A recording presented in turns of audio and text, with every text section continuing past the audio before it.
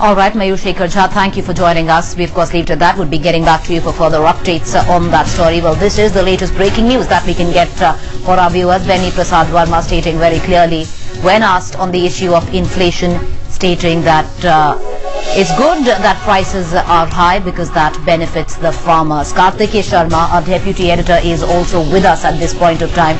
Kartikeya, the statement made by the minister completely flies in the face of the Congress, which has gone on to maintain that they are trying to bring down inflation. On the other hand, not just the first, he's in line in a number of ministers from the Congress who have gone ahead, put foot in mouth.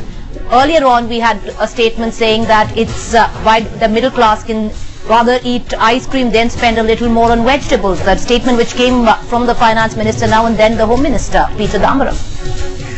You see, Preeti, the reason why I just take Mayur's argument a little further.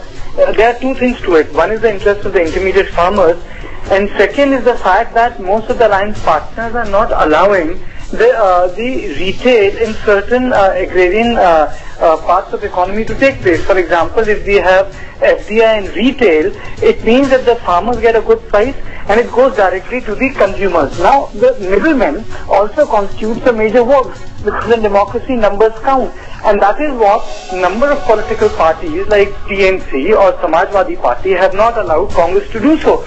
So it's a catch-22 situation. You've got to run the government, there's a desire to run the government, but you cannot run them without TMC and SP, and they will not allow reforms in this section. And if you do not allow reforms in this section, then you have to deal with this double sword of resentment by farmers for not getting a good price because the profit is made by the people who are in between, and the people in cities paying a high price because the cut is benefited, the cut again goes to the middlemen. So you see, it's a perplexing situation which needs political resolve rather than economic skill.